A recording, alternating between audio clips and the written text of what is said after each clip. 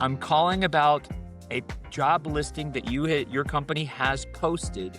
I'm not selling you anything. And then I told her, I have a student who was interested in this position and had never heard back from your company, and I help my students. So this is amazing. First of all, you did not get stuck in some menu tree cascading thing. You had to wait a few minutes, right? Yeah. But then you got a hold of this HR manager and you said, hey, everybody, I'm here with Marcelo and we've got a lot to talk about today. Let's see how he can help us all with better ways of working. All right. So Marcelo, first time on the channel. Welcome. Tell the folks about yourself. Well, hey, thanks for bringing me on, David. It's been a long time coming. Yes, My name is Marcelo Lopez, otherwise known as the Beard, and I've been in software development since the middle 80s. Okay. I've worked on things that maybe you've never heard of, but maybe have heard of, but maybe led to things that you have heard of. As of yesterday, for example, somebody was posting about that, some folks that are working in a certain AI company are having their developers, David, that are literally bunking in the building. They got cots in the building. Dude. And I was posting back and I go, I don't see a problem. When I was in my early 20s, I was working at IBM and we were working on a little something called OS2.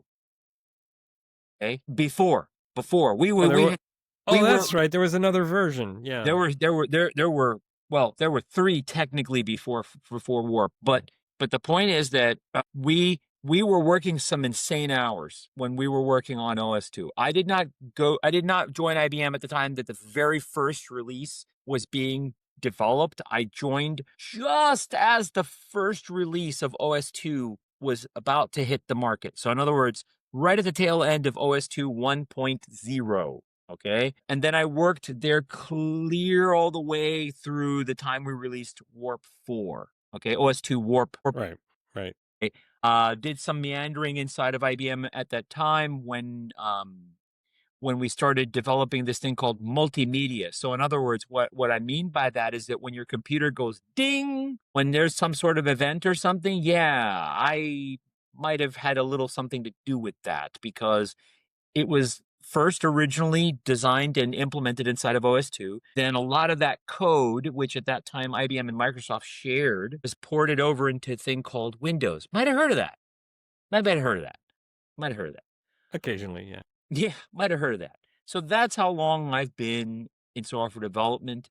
For the purposes of this channel, Better Ways of Working, I've been involved with what people might call Agile since 2003. Technically, not right at the beginning, but certainly not late adopter.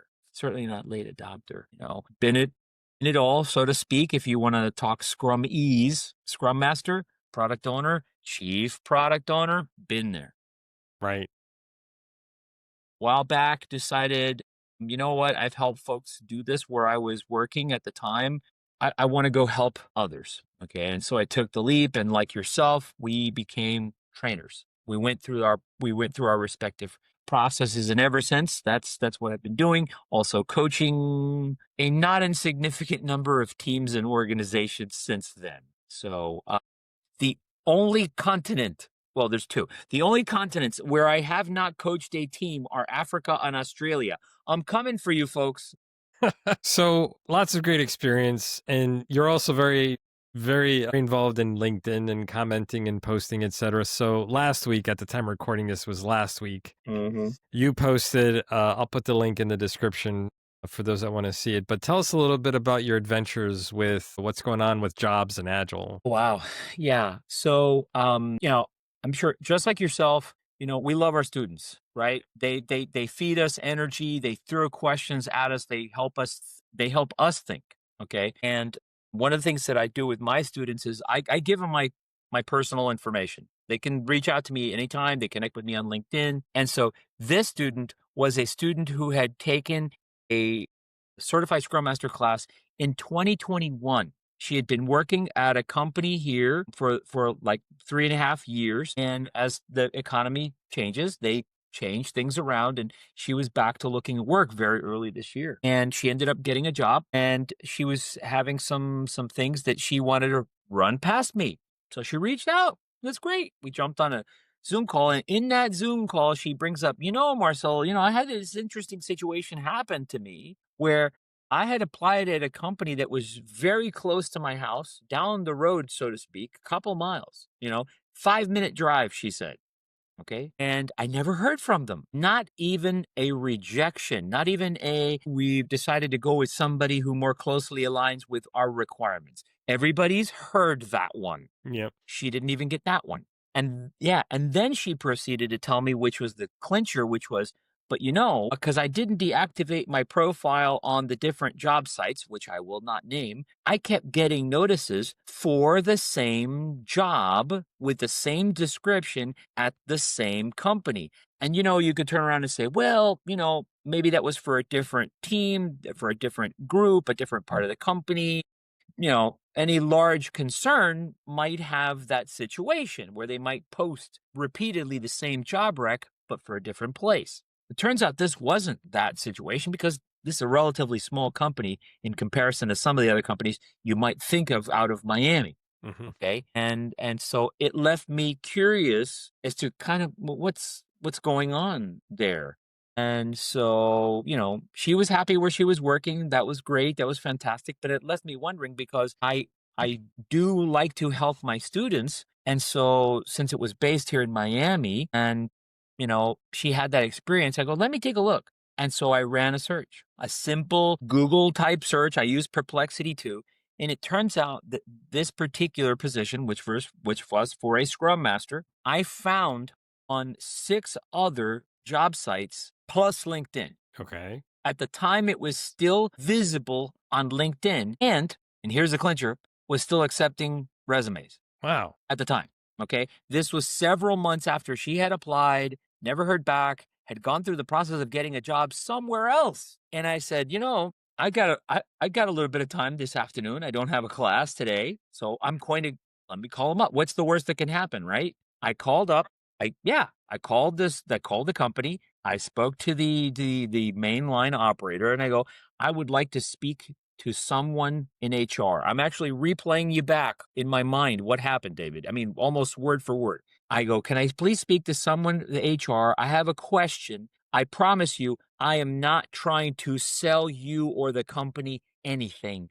I just have a question about something that I found online. I passed through that filter, and a couple of minutes later, someone came on the line, identified themselves, and they were a manager inside of this company's HR.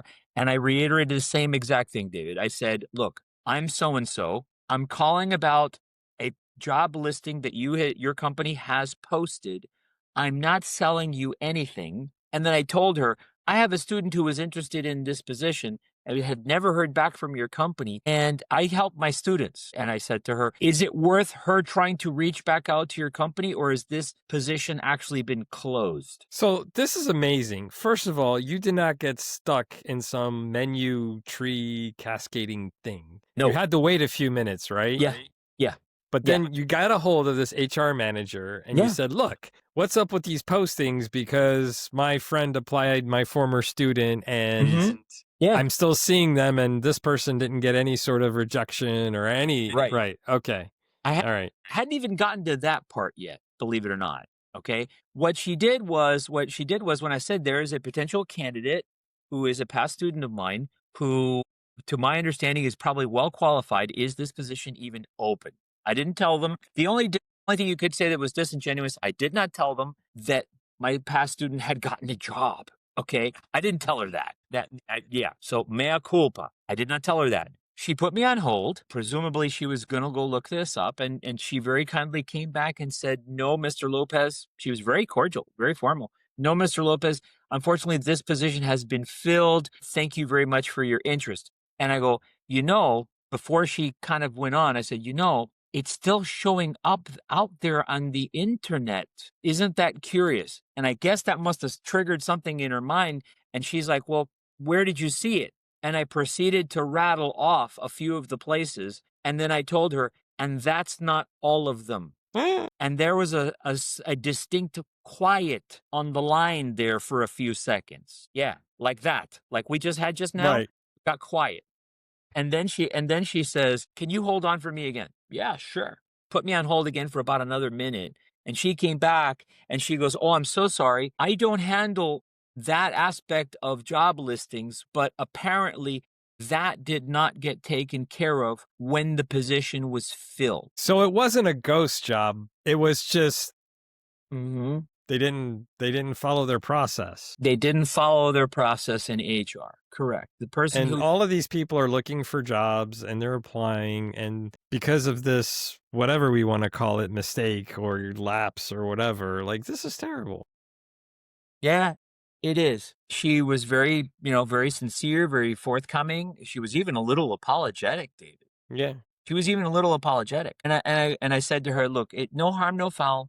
You know, my thing is that I'm sure that in clarifying it will eliminate, I think what my word, eliminate any friction that someone who might be in the job market encounters, okay, and will probably leave a better impression of your company. Okay. I thank you for your time. I we had our pleasantries to close out the call, and that was that. And that was that. And this is the time in the late night commercial, David, where the announcer would turn around and say, "But wait, there's It's more." more.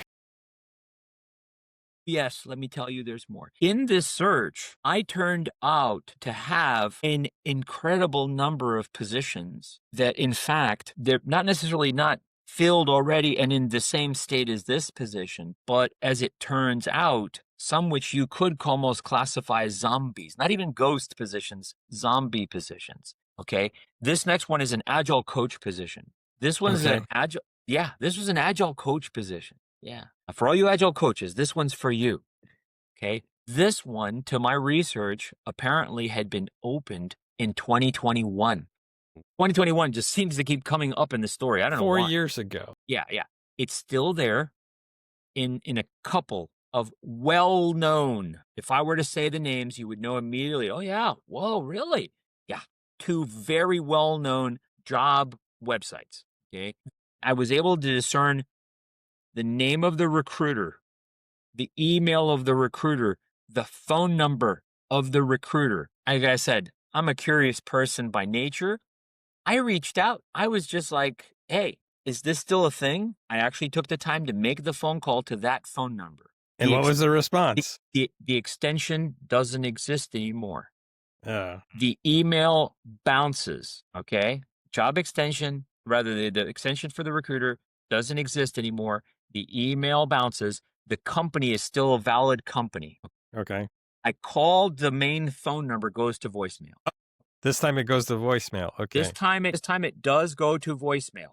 Okay. I left a message. Now, as I said in my post on Friday, this was a while back I did this. What day is it today? Yeah. Today is October 27th. I'm still no phone call. Okay.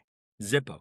I was No, waiting for the, and I just got a call a no few phone minutes call. ago. No phone call back. No phone call back. And I would suspect that that listing, if one were to search for it, not too carefully, but relatively carefully, they might come across it as well. Okay. Yeah. And I suspect that similar situations exist in practically every major city across the country. Situations like that exist again and again and again. And for all the things that we see on LinkedIn about, you know, recruiters this, recruiters that, we could wax philosophical there.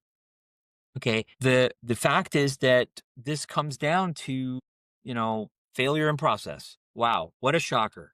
Well, I've heard that some companies do kind of put job postings out there, not that they have the position, but if the right candidate comes along or they get a really outstanding application, Right. they may Yeah. hire that person. Yeah. But Fishing it's kind of like a right, but for posting to be out there for 4 years now, it's like, for years. yeah, that's you Years. know what? Like I mean this is where and maybe if an HR slash recruiter is watching this, maybe they can post a comment. Like we're really curious. Like it's really tough out there, especially for scrum masters, agile coaches, etc. So just what's up, right? Yeah. I think that's a whole other long conversation. And I would even say that we would probably want to invite couple of folks that you and I know because we've had this conversation. If anybody looks at my profile on LinkedIn, looks at my past history, they'll see for several years, even though other people may have mentioned this before I did. Okay. I mean, not to be immodest, I nuggetized the idea of, okay, you're an agile coach. Okay. Are you doing this? No, don't call yourself an agile coach. And that's when I put that hashtag, no such thing That's as an such thing as an agile agile coach out there. coach. I've been on other podcasts explaining this notion, and I'm not going to take up your podcasts going through the whole exhaustive detail of it, but suffice it to say that now other people are now catching on. One very well known agile coach who's been out there for a very long time has now come up and said, folks, you got to have chops. If he hears this podcast, he's going to know exactly who it is that I'm quoting. And he and I had that conversation. And I go, look, sir, this is what I'm talking about. Okay. We're actually not far apart from our perspectives. We're coming at it from different directions. Okay. You're just much more well known than I am, okay? And likely to have a bigger impact in motivating people to do something about it. Yeah, gone Okay? are the days when you could just go to a seminar or whatever longer class on agile coaching and then drop into an organization the next week with a nice fat salary. And I mean, should I Gone are the mention days Capital One? Yeah.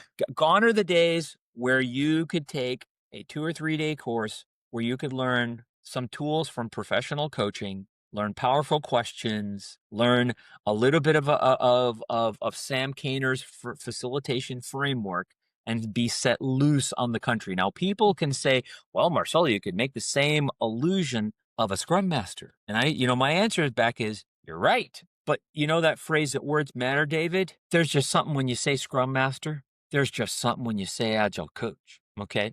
I'm going to leave that right there. That kind of dichotomy is undeniable.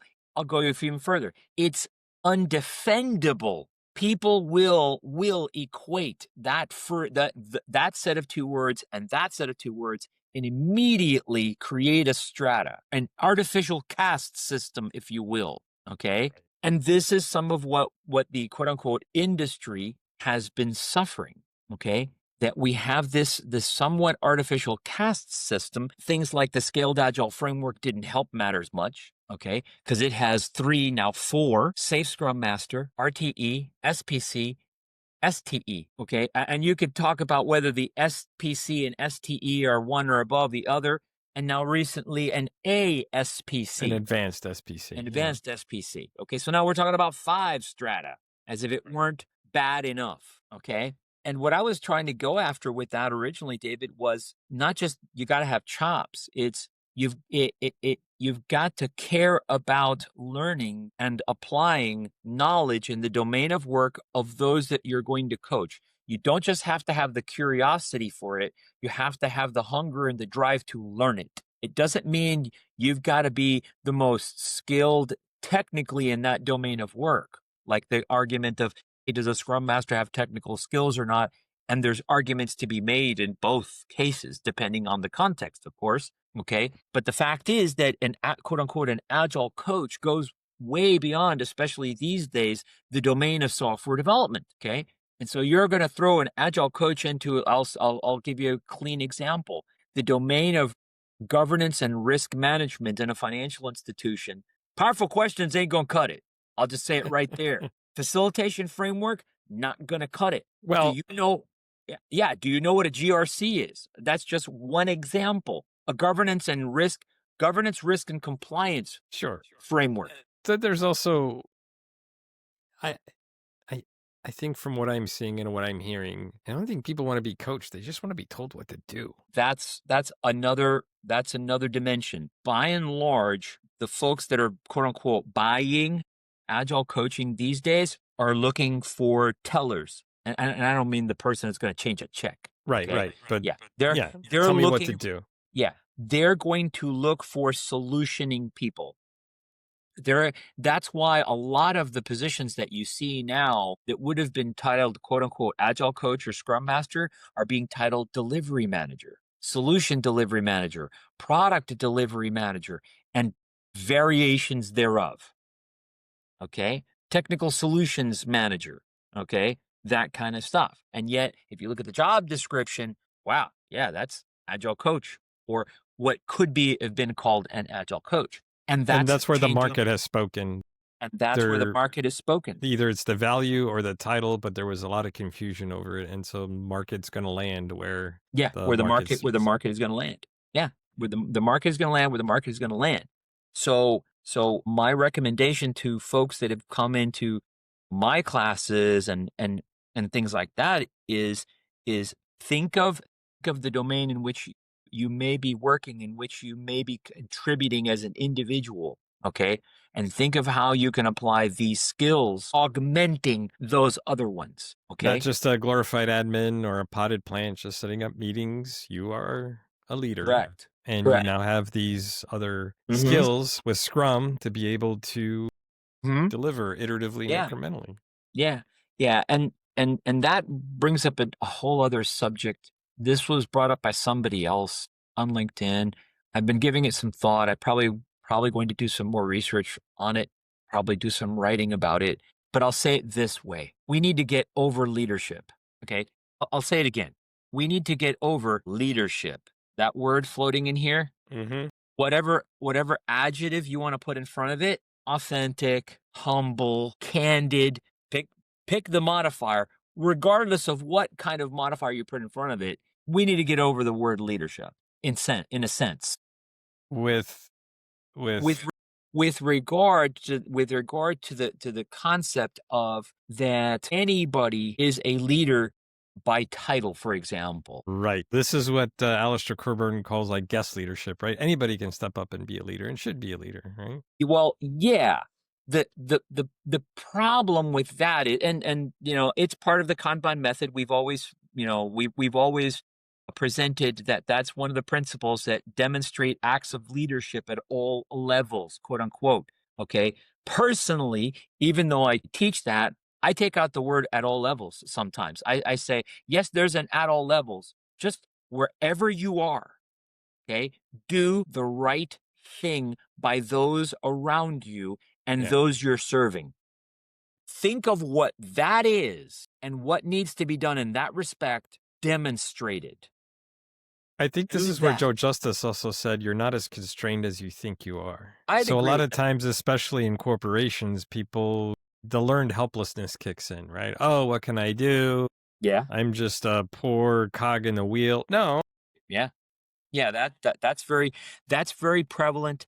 That's very prevalent too, which is actually one of the things that's fundamental to the Agile Manifesto. That whole preamble part of uncovering better ways by doing it and helping others to do it was to help everyone around you get over that learned helplessness, okay? And it was then further reinforced in a bunch of the different principles. For example, business and developers need to work.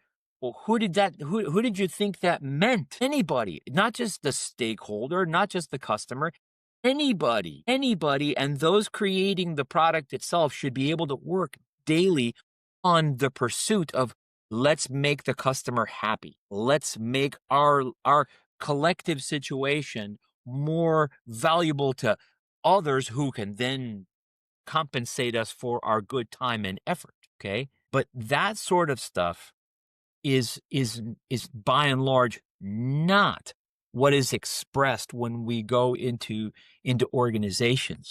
I like to quote a book that made an impact on me, and I may have mentioned it to you, years ago now, probably when we first met.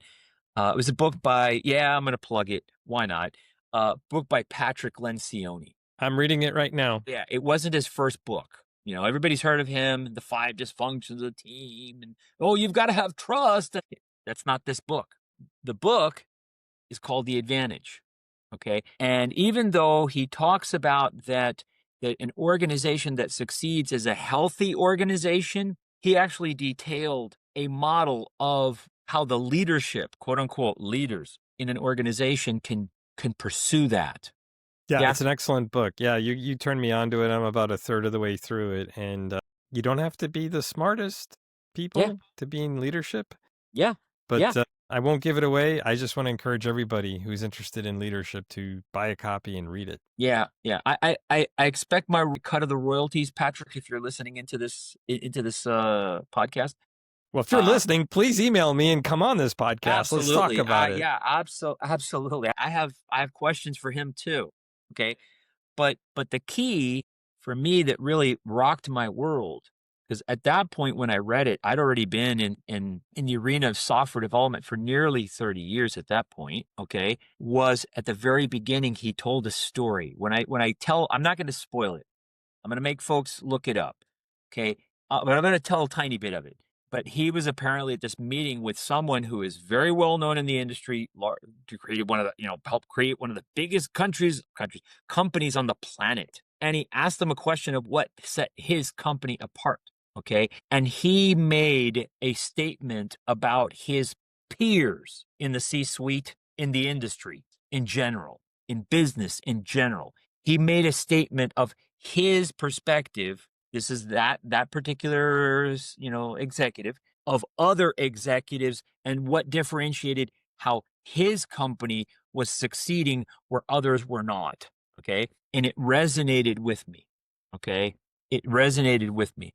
And the phrase was simple: is what makes that difference between you that do these things and other executives.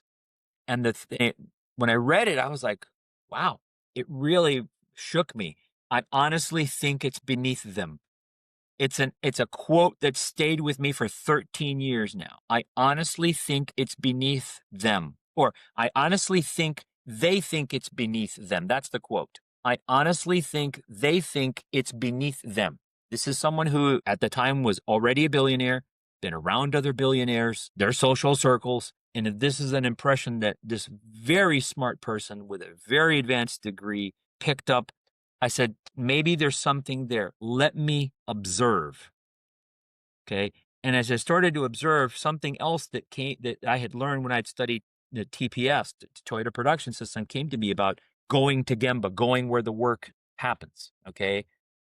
Yeah, you and I have both listened to Jeff Sutherland dozens of times, him talking about Gemba, okay, and others. Okay. And I said to myself, this is perhaps one of the things perhaps unthought of that is a diamond of Toyota's success that they fostered in their managers, in their management system, that going to where the work took place was not beneath that of a manager. It's respect for people. I think that's one of the principles, Correct. right? And so Correct. this is where talk about leaders that serve. I don't think they use the term servant leadership. I think it's been changed to leaders that serve, right? And so when the CEO says, it's beneath them, I think that's where we're looking for leaders that roll up their sleeves and don't just give you lip service or just do a little bit and then run away to the sidelines, Right. right? Yeah. The way I like to think about it is the family business that succeeds is because the owner makes it their responsibility to care enough about everybody, regardless of what function they're doing. Okay. I kind of joked around with someone once who I was working with as a coach. And I go, the day that I find a CEO who knows the name of every janitorial person in the company and can just at a moment's notice have a conversation with those people who in many large organizations, you see them, they come in, they do their job. Many people don't speak to them. Okay. No, they're silently making it possible for the company to function. Okay. And it was like it occurred to me that any leader or anyone who purports to be a leader who cares about the most what I'm going to say is innocuous operational position, okay, and makes it part of their persona to demonstrate caring. I'm not going to use the word empathy. I'm going to use caring about any person in any of the strata of that organization enough to that they'll converse with anyone, drop what they're doing and converse with anyone. That's an act of leadership that we should be paying attention. That person, whether they're the richest person or well, no, they're not. That person's worth learning something from. Yeah, absolutely. I worked for a large telecommunications company. I won't say which one it is, but the chief information officer at the time, you know, he stood up and he said in a staff meeting, listen, I'm here for my peers. Mhm. Right? So, like, Yeah, I'm a part of this team. I'm here to serve my peers. So, and he was also there to serve his staff as well. But the fact that, like, it's not about castles and kingdoms. It's right, about we need to move the business forward. And right, I was so proud to be a part of that company. And we got to see such incredible growth that it was all due because of leadership and not just him, but the other C-level executives really made it a point at the holiday parties, right, to stop and say hi to people, not just go show up for 5 minutes and walk away. right. So all great examples. Hey, I guess we gotta leave it here until next time. Folks, what do you think? Marcelo, we'll have to have you back a few more times, or I'm gonna have to split this into 3 or 4 segments. So There's so much to talk about, so much to yeah, so I think we'll call this Mondays with Marcelo, but I may post it on any day of the week. So drop us a link or drop a comment and please share this out, like and subscribe. Until next time, see you later. Bye bye.